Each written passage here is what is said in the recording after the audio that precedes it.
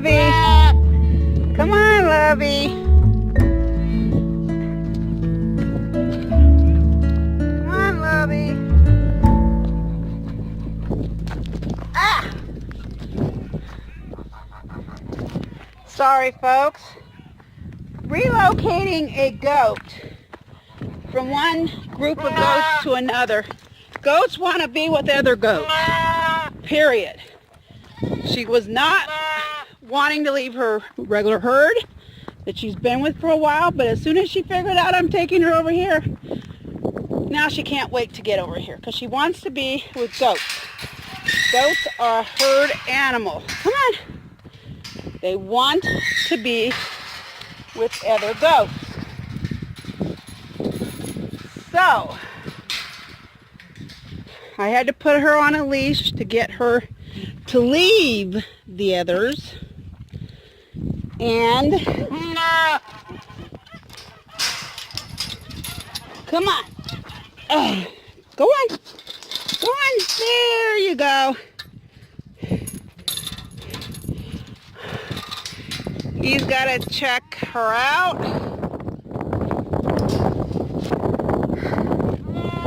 I just locked these guys up, so they're enjoying some sunflower seeds. Lawnmower is smart. Yes, I'm talking about you. She will not come and be locked up. She won't return without a treat. If I don't have a treat, she's not going to get tricked. So that's a problem. So I always have to give them a treat to get them to come in here. Lovey, even though she started pulling towards this direction, she still wants back with her other group. Because that's who she's used to being. So, she knows all these goats. She was here until, what, a month or two ago? When I put her with Nate, because I want her to be, she needs to get pregnant. Now she's old enough. So, she was here for a long time, so this is not new to her. She's just, goats do not like change, period. They do not like change. So, I've got to go feed the dogs and other critters. So,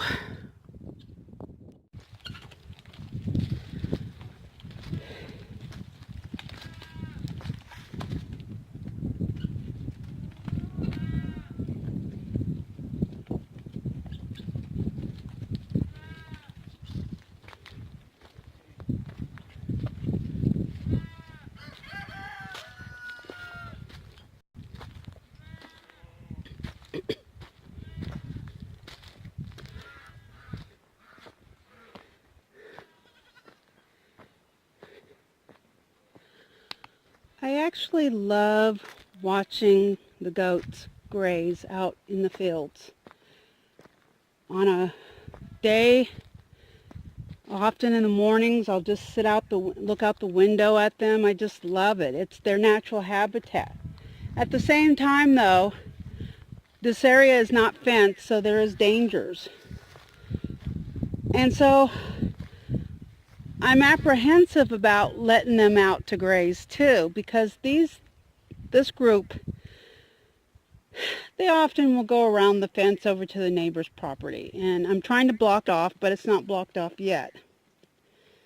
But I'm working on it.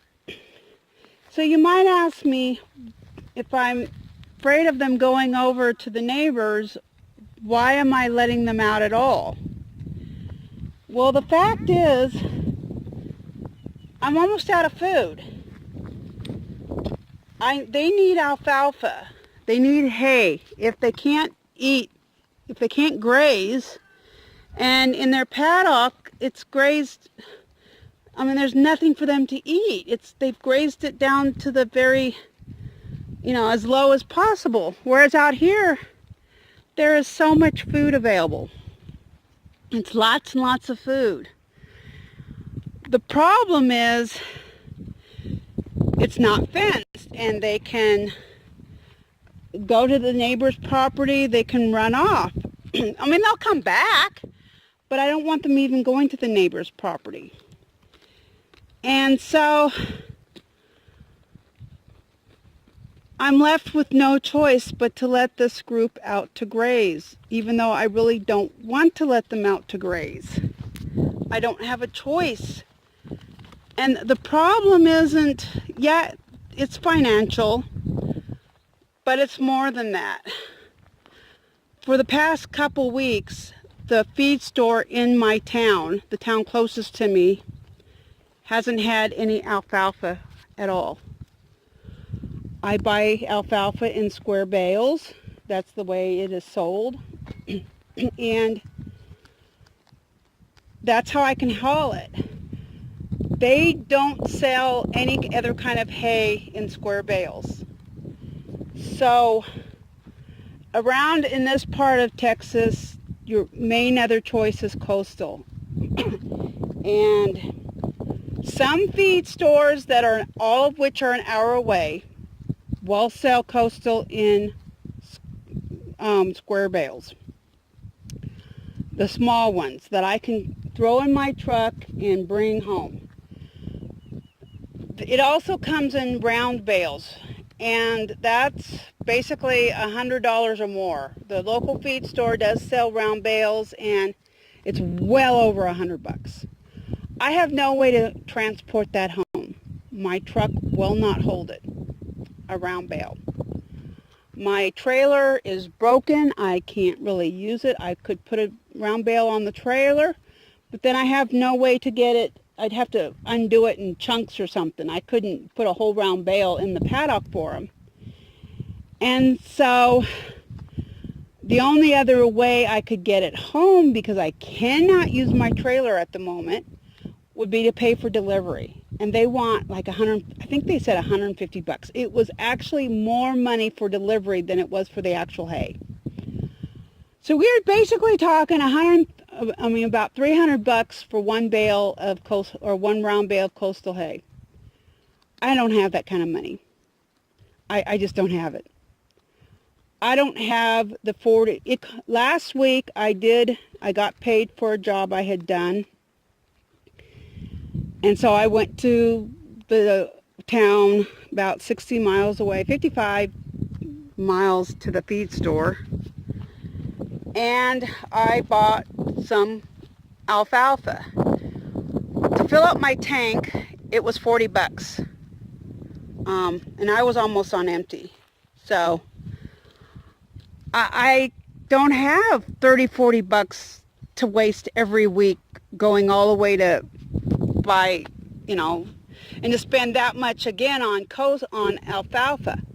I just don't have it. I cannot afford to be going, driving long distances just to pick up alfalfa bales.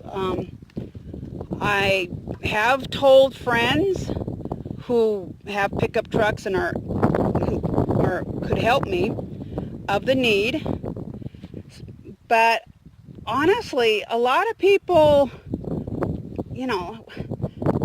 they try to limit their trips if at all possible. So I'm not totally out, but I'm almost out of alfalfa. And I don't know, I guess I'll have to do pellets. I can get a bag of pellets, but that's like $15 almost. I think it was 14 or $15 for one bag, and that doesn't last as long. That doesn't last long at all. So it's really frustrating right now because I can't feed these goats the way I would like to feed them.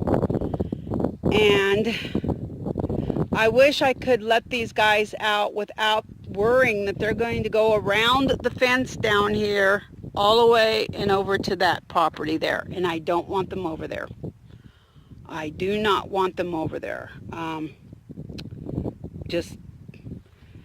for some reason, the property that's that direction, they never go that direction. But I have my theories why. But I want them to stay on this property, so I've been trying to make the brush fence, and they always find a gap. But hopefully today they won't go over there. And I can't work in the milking stall, because if I work in the milking stall, that will entice them to go that direction, because the milking stall is over here, and that makes them want to go by the fence over there and then eventually go that way. So I'm staying away from the milking stall, and it's actually not windy, so I can do other things, which is good. So that's why these guys are out grazing, even though it makes me uncomfortable. The boars, they don't, for some reason, they stay over here. I don't have an issue. I mean, they stay closer to the house. And it may be because lawnmower is more of a, like, attached to me, attached to people. And so she is more likely to stay by the house. I don't know. But I know if she's with all the Nubians, she'll go over there. But honestly, I don't like her with all the Nubians, because she's kind of a bully. And she does, I like her to be separate from them. Life just is more pleasant that way. So sometimes, you know, things happen. The folks at the feed store, truthfully, they have no idea when a truck is going to come. They have just said it's tough to get alfalfa this time of year. Well, everybody else, I think the problem is they get it in the Texas Panhandle, and everybody else I talk to gets it from New Mexico. And New Mexico has alfalfa. I guess the Panhandle isn't.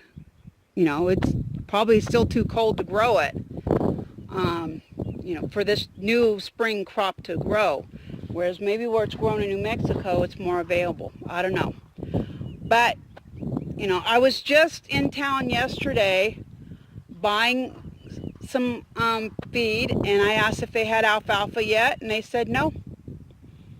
So I bought what I could, and I came home, and I don't know what I'm going to do when I run out of alfalfa. If, you know, I haven't fed anybody else. Normally I would be feeding some in the morning and some in the evening, at least to this group. And I can tell you it significantly influences how much milk I get.